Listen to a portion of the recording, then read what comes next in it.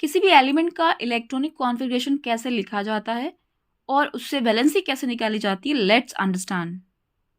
तो सबसे पहले कॉन्फ़िगरेशन निकालना हो आपको, चाहे वैलेंसी निकालना हो, इन सब के लिए आपको एटॉमिक नंबर याद होने चाहिए।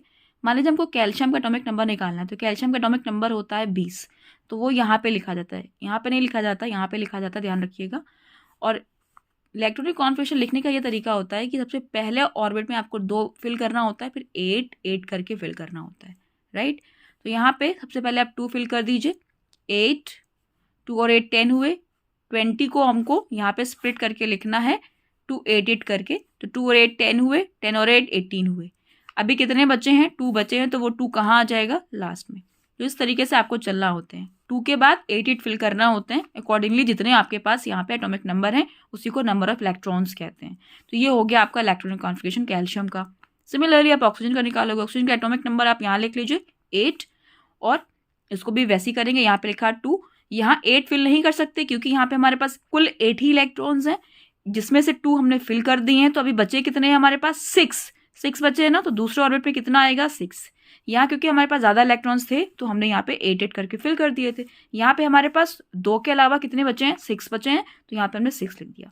फॉर एग्जाम्पल हमको क्लोरीन का निकालना है, तो क्लोरीन का होता है एटॉमिक नंबर 17, तो आपने यहाँ 17 लिखा, 2 यहाँ पे 8 लिख सकते हैं क्योंकि हमारे पास ज़्यादा इलेक्ट्रॉन्स हैं। कितने हो गए, 2 और 8 10, कितने बचे हैं, 7 बचे हैं ना, तो थर्ड ऑर्बिट में कितने आएंगे, 7। तो इस तरीके से हम लिखते हैं इलेक्ट्रॉनिक कॉन्फ़िगरेशन।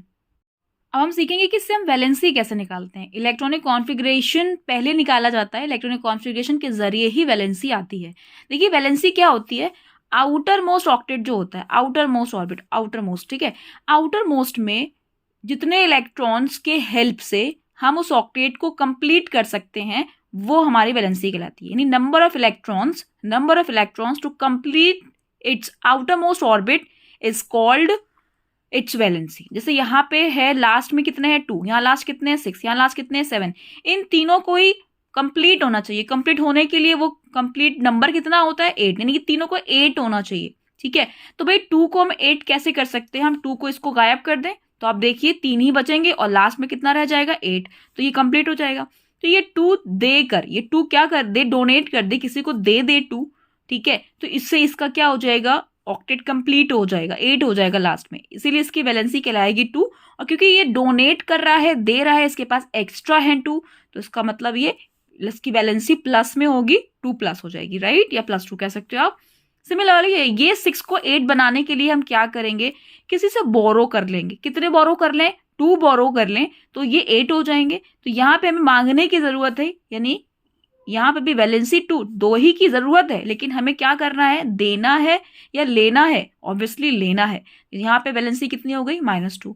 सिमिलरली यहाँ पे जरूरत कितनी है, 7 को, 1 इलेक्ट्रॉन इसको मिल जाएगा, तो ये 8 हो जाएगा, इसलिए इसको 1 चाहिए, और यहाँ पे आप माइनस करोगे।